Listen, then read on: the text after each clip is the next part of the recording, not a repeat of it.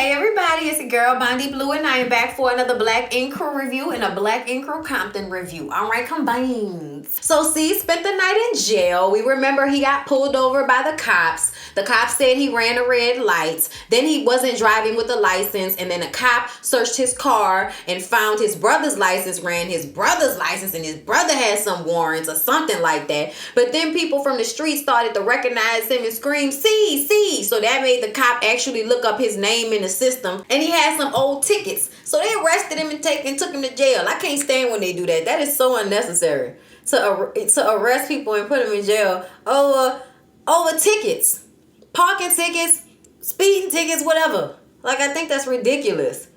Give me the summons, tell me to come to court on a certain day to pay it just like a parking ticket, and get out of my face. Now he's worrying about losing that Brooklyn shop because y'all know that's like city council approved and everything. So he's stressed out about that. He got to go talk to the city council people. Ted, for some reason, was missing in action this episode. He was supposed to be there when C's went to talk to the city council people, but he wasn't. So Puma was the only one there. So he sits down and he talks to the people. He's like, I know y'all heard about what happened, but we still, are really trying to go through with our plans for the block party on the grand opening during Labor Day weekend. And now they've changed their minds about the way they want it to happen. They say they can't give him Fulton Street. It's Labor Day weekend. They can't put those police officers all like in that area like that. They already have all these people. They can't overextend themselves during this, time of the year. So no, they can't have the block party, and any party that they do have has to end at 9 p.m. So this puts a real damper on everything. Like, this really does. And this is them, I feel like, trying to test them to see how they react to it, really. Because C's was like, well, we'll comply. The days of us not doing what we were supposed to be doing are over. This is us turning a corner. So we'll do whatever y'all want us to do. We really want to work with y'all. We want to stay here. We want, to be good neighbors to everybody. So, not an old black ladies who was trying to reprimand them or, got a little smirk on their face, People forget C's is quite the charmer when he wants to be, especially for old black ladies. So yeah, they gonna be all right. But where was Ted? Ted, where was you? Maybe understand. I'm glad he didn't lose any opportunities because of some old parking tickets. Like, that stuff will sneak up on you and you ain't even know. I don't allow that to happen. I don't play those games. As soon as I get a ticket, I'm stressed out until I pay it. Anyway, so Alex's back is getting better. So he comes home and Zana is like spread eagled on the bed, ready for some. She want the dish, she want the dish, she want the dish, she want the dish, she want the dish, she want the dish, she want the dish, she want the dish, she want it standing up, she want it standing up, she want it standing up, standing up, standing up, standing up. Yeah, she wanted to do a pile driver move. Okay, that's what she was trying to do. And the butter churn, some other things she was trying to get into now that his back is good. But I was like, girl, that one position where he would have had to hold her weights. I was like, girl, you want this man to hold the heaviest part of your body? You trying to break his back all over again? He ain't all the way healed yet, sis. Don't do it to him. That's gonna hurt. I was like, no, don't do it. You gonna hurt yourself. That girl's so heavy. That girl looks so damn heavy. I was like, one leg looked like he was about to hurt himself. Like, Lord, don't sprain it. You just got it. You gonna mess it up forever messing around with Donna heavy ass. And later on in a scene that I missed because my DVR was acting stupid today. Pray for me, Lord. Okay, I pay way too much for this cable, y'all. I pay way too much for this cable for these types of problems and issues. Like, it's gonna cost me like maybe an extra $20 to get another recording box so I'll be able to record 6 things at a time. And I low-key don't want to like spend that type of money no more because the bill is already very high, y'all. The bill is almost $400. It's ridiculous. So I don't want to do nothing else. I don't want to do nothing else, but I swear for God, it's aggravating me with this DVR situation and how it'll be messing up and recording some things and not recording another thing, and it's got me stressed out because it didn't record nothing from tonight, and I had to keep pausing because I had to stop to eat, y'all. I'm sorry, in my life, but wasn't that much happening in this episode. Y'all can hear me banter on about what had happened during the process of getting this video done right quick.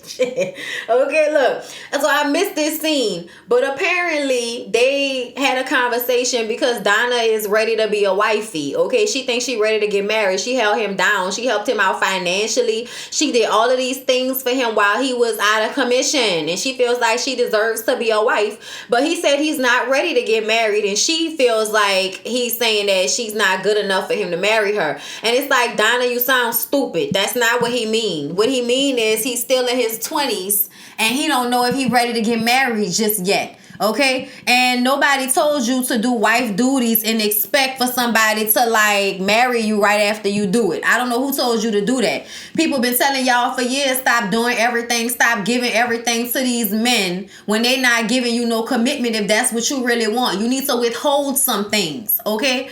But you don't have no self-control, so you don't withhold nothing and you give everything, and now you done gave everything and you expecting him to marry you as if he was supposed to know that you taking care of him was, dependent upon y'all getting married. Like, no, I'm sorry, we not doing that. That's stupid. Y'all have only been together for 1 year, and that might seem like a lot of time, but Donna, it's not. 1 year is not a lot of time. You can be with somebody for at least 2 more years and see if y'all have had any cheatations or problems. And if y'all have not, and that man feel like he ready to make that step forward, then that's what y'all will do. But I'll say don't wait no longer than 5. And I mean, like, I'm just saying that I wouldn't wait no longer than 5, but I feel like 5 years being with somebody is reasonable. Other people may feel like that's too long. I didn't, but I was also, like 21 years old when I got with my husband. So I wasn't thinking about getting married up until a certain point when I turned around and realized we had been together for like 4 years. And I was just like, okay, so what we doing? And then we was engaged by year 5 and married by year 6.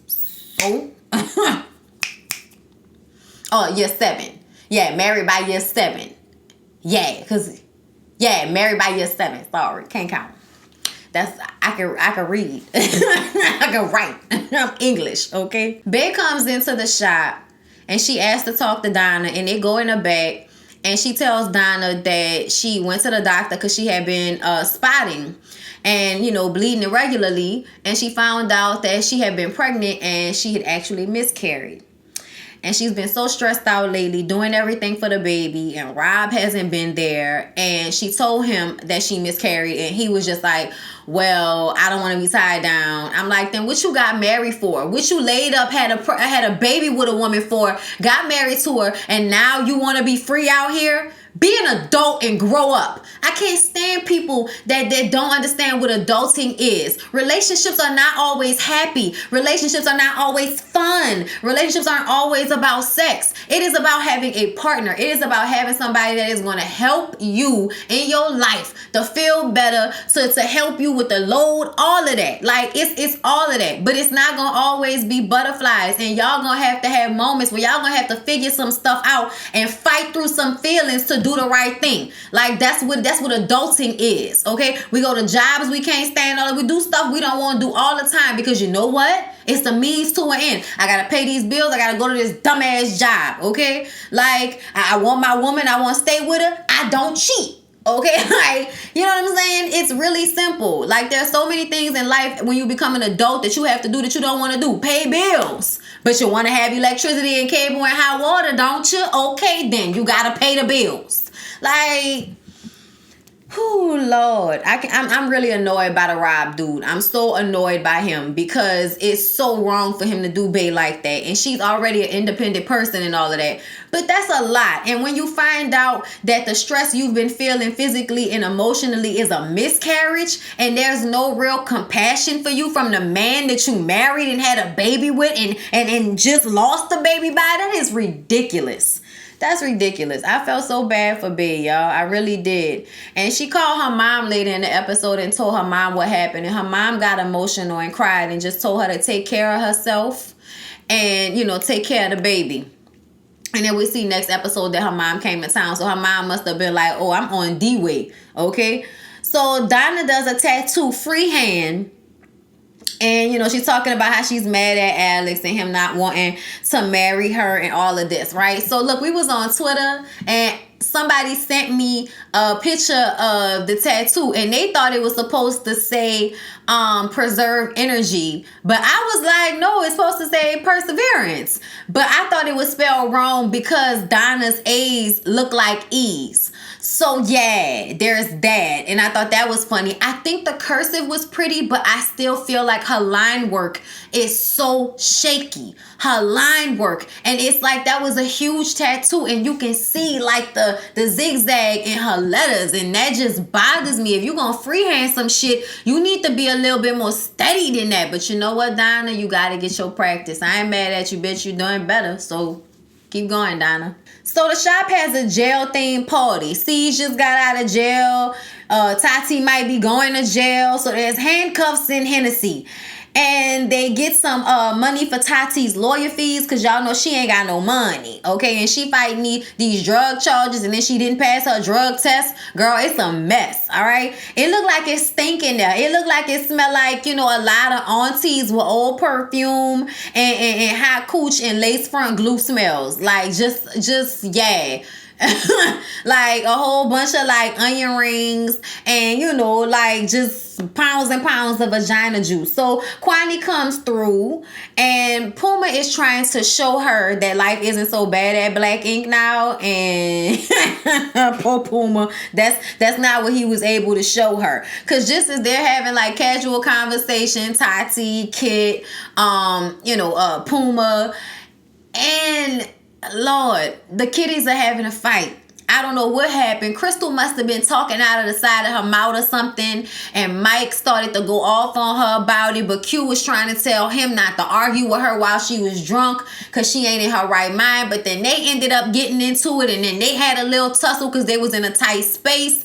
And they was like, you know, once the tussle was over, Mike was like, bro, I'm not trying to fight you. And Q was like, I'm not trying to fight you either. Let's go talk outside. So they walking outside to go talk, because you know that they really like each other, okay? Like, I think they didn't mess around. They probably definitely didn't went down on one another or something. Like, definitely probably didn't give each other some right quick. But they about to go outside to talk. And Crystal starts screaming about how they flawed and they ain't, you know, real friends and they fake and all of this. And I was just like, girl, what is wrong with you? But she must have been real drunk. But Puma just started screaming, you're fired! You're fired! You're fired! Get out of here! At that moment, I realized that we've kind of grown up together. Because we are both aging out of this in a way. His frustration was the frustration of an old man that is tired of seeing people argue and fight about dumb stuff, okay? We supposed to be having a good time. I'm trying to show my wife this isn't a hostile environment, and y'all in here fighting over nothing. Oh, Lord. Y'all, I can't with them. I cannot with them. I actually like Mike and Q. I really actually like them. It's weird. I don't think Q is that good at styling people as far as Caesar's daughter is concerned, but you know, he cute. Let's move on to Compton. So we still making fun of Tim's choice of photo for the billboard. They've gotten it made into a smaller photo, and it's in the shop, and everybody's, you know what I'm saying, with the light right behind him. It is a terrible choice of photo, but I guess Tim thought it was artistic, all right? Then they discussed Barbie and how crazy she was and how she walked into the shop like she owned the place. And then Ink comes up out his mouth and says that she was childish. I said, no, she was topping y'all childish. Let me tell you something. That's something I had to, and I feel like I still have to grow out of. That's why I don't put myself in certain situations, because at a certain point, I will go far. I will go very far. I will say the most. I will do the most. I will always try to find a way to mess over you more than you messed over me. So I recognize what in Barbie made her take everything so far.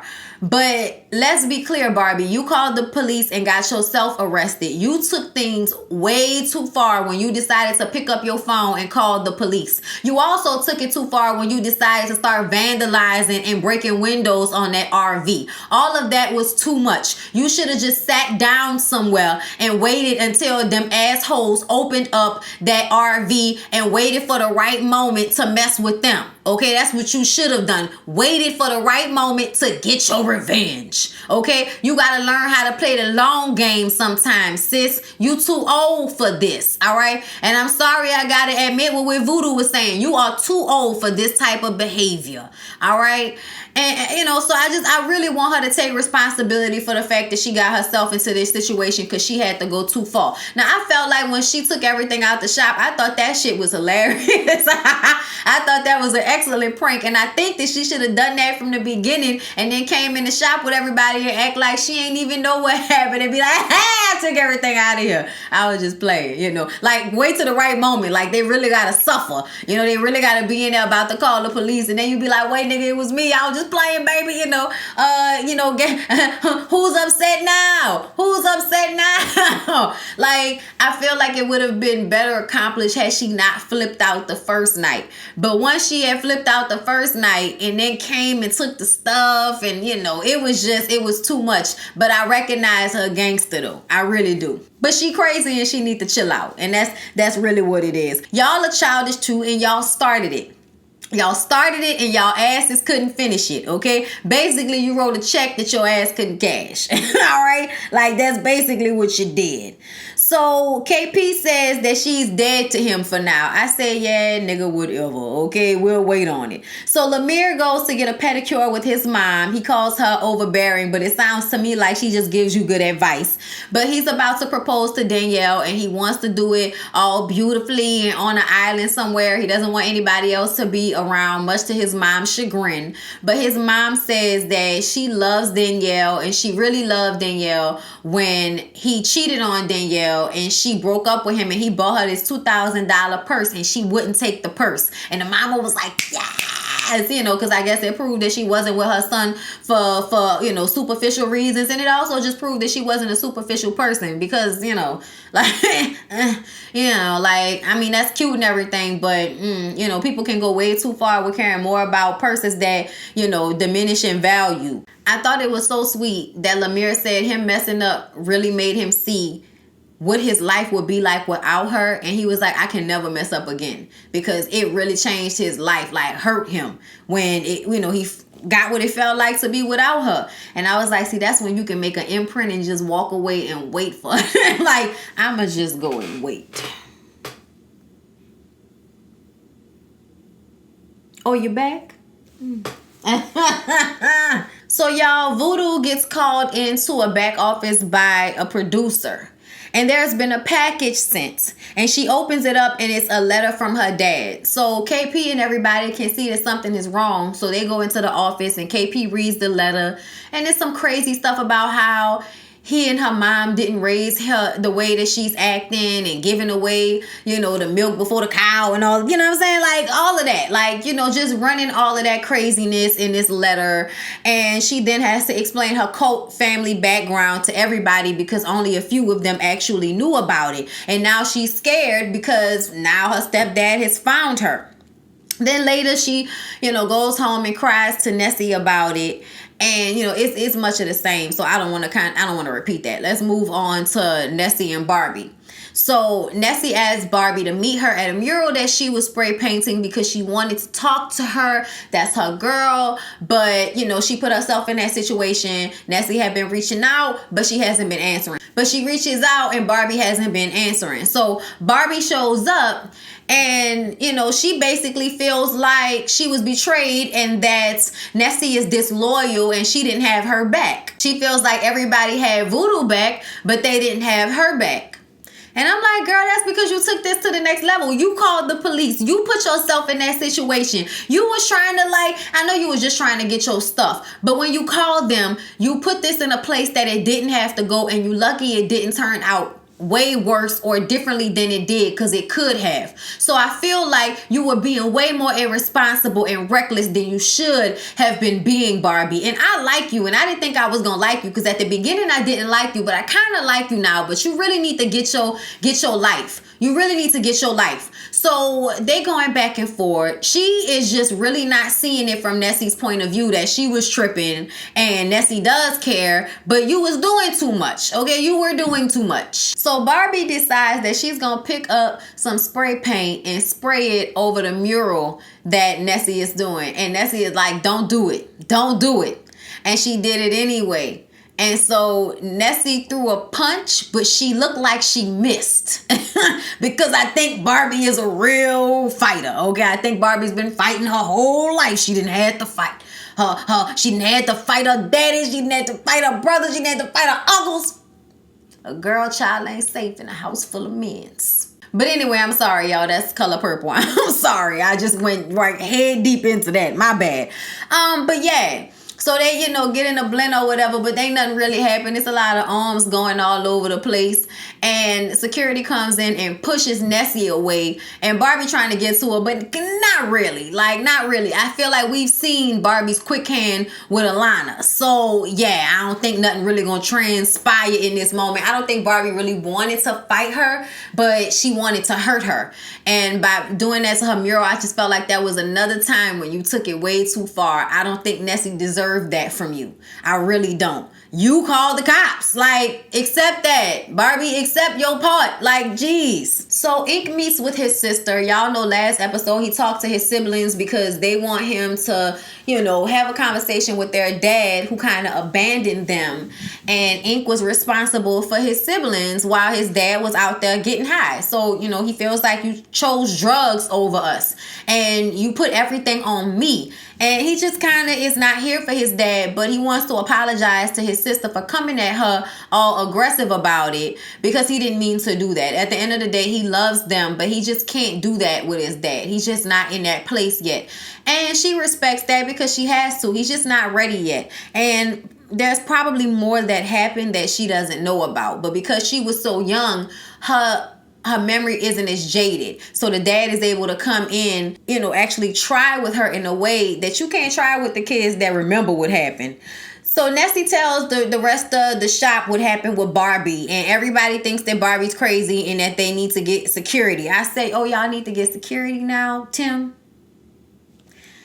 Okay. So Lemire and Danielle go to a spiritualist, and I missed this. Like, I missed what was going on. I'm sure there was some, saging, some bell ringing, you know what I'm saying? Like, I'm sure there was some praying to the ancestors and to the Orishas and lighting some herbs and some candles and saying some words that mean something, setting some intentions, things of that nature. And it seemed weird and awkward for them, but eventually they had to communicate in a way that showed what they were grateful for in one another and showed that they really do have a connection. They've been together for so long, and watching them like from teenagers and stuff until now, it is really cute. And I actually like Danielle now that she stopped tripping about Nessie. Like, that made me like her, but she pregnant. Homegirl probably was all in her feelings because of her hormones. Barbie goes to see her grandma, and her grandma tell her that she thought she was done. She thought she had grown out of this phase of fighting every time she had a disagreement. Fighting only makes the situation worse.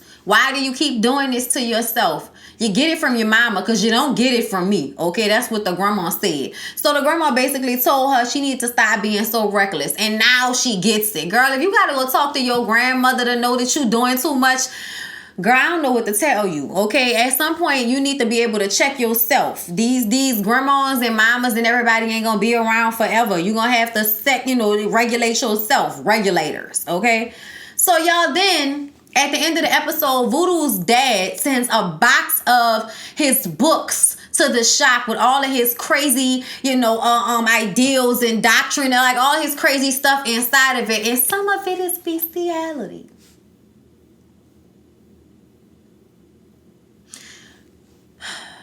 Poor Voodoo. Poor Voodoo. I really feel bad for Voodoo. That's why, like, as much as she be wilding, I would normally be, reading her down for some of this. Like, just because I feel like it tells a story, that's much deeper. And I feel like in most situations it's women that are insecure. But this is such a severe thing that has happened. Like, it's hard for me to not handle her with kid gloves on these videos because of what she's been through. Like, it's terrible. It's terrible, and I keep that in mind when I talk about her. Because I do feel like she put herself out there in a way that isn't going to be in her best interest at the end of the day. But it's the way she's self-soothing and dealing with what happened to her. So I can't, you know what I'm saying? I don't want to judge her process. I really don't. But this was crazy to watch this man with this book and all of this. Like, how did he even get to the shop?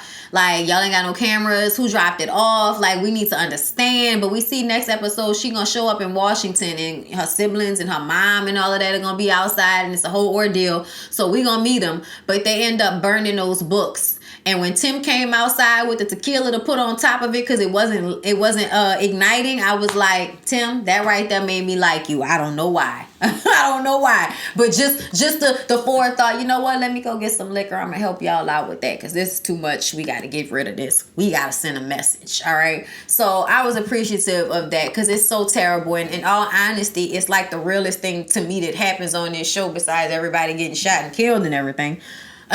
Lord have mercy. So yeah, y'all, that's my feelings on everything. I hope y'all enjoyed the review. Please don't forget to like, comment, and subscribe to my channel if you have not already. You dig? I'll mess with y'all heavy, and I'll see y'all in the next one.